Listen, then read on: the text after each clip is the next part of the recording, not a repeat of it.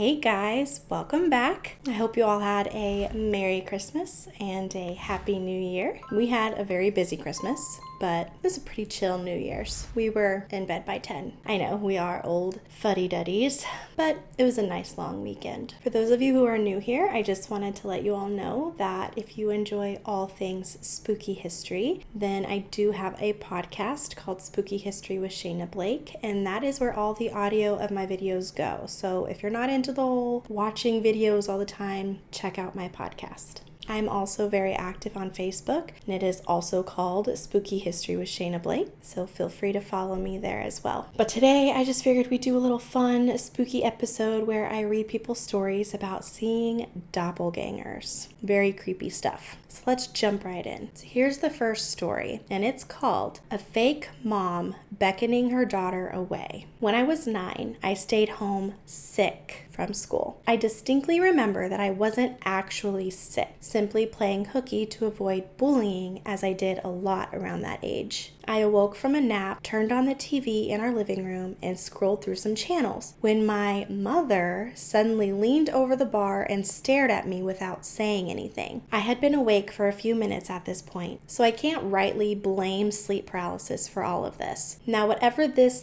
thing was, it was entirely identical to my actual mother. It sounds weird to describe, but it's as if the only difference was that this thing pretending to be my mom had never felt a single emotion in its life. It was unsettling. It beckoned me, and I attempted to talk to her as I would my mother. She kept beckoning, refused to answer, and that's when I sensed something was horribly wrong. Naturally, I started screaming at this thing to answer me. It just kept beckoning. I bolted, running out of the room and into the yard, yelling for help. My mother, the real one, had been working in the yard and came rushing over. I told her what I had just seen, and she soothed me with an easy explanation that it must have been a fever dream. Thankfully, stayed by my side the rest of the afternoon as I was a nervous wreck.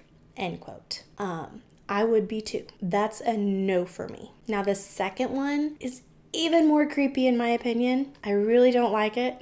It's just one of those things where if this happened to one of my kids, I would be terrified.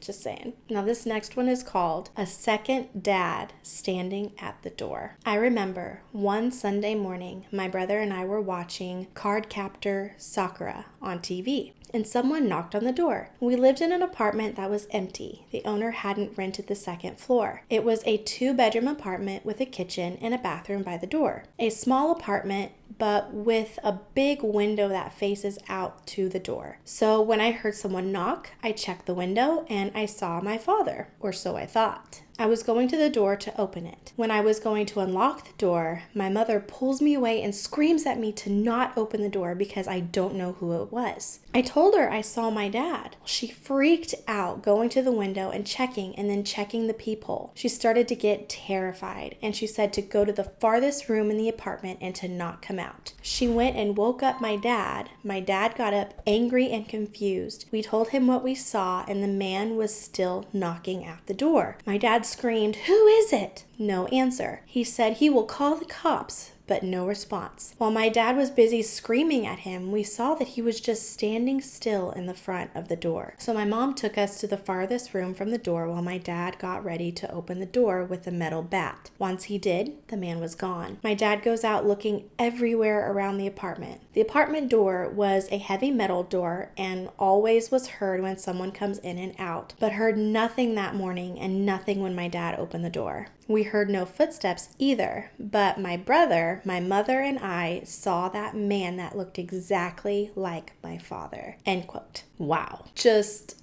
wow. I mean, what would have happened if the kid's mom wasn't there to stop him from opening the door? What would have happened? A lot of the times, from what I've heard, when they see these doppelgangers, they don't really talk. They look exactly like the person they're supposedly supposed to look like. They either just stare at you, or you see them walk somewhere or sitting somewhere doing something, and they look just like someone you know, but but it's not really them. It's some spirit demon thing. I don't know. Doppelgangers are very weird to me. I do not like them at all. I have personally never experienced one, nor do I ever want to.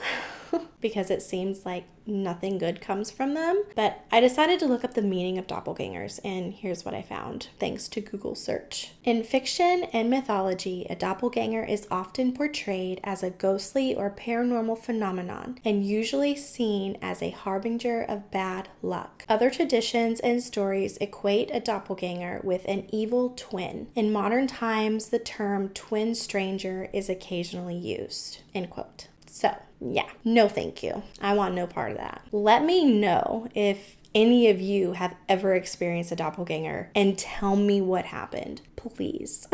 I don't mind hearing the stories. Like I've told you guys many times before, I don't mind hearing paranormal stories, whatever. Just don't make me a part of it, is all I have to say. But that's going to be it for this little episode video. I hope you guys have a very blessed day, and I will see you all in the next one. Bye.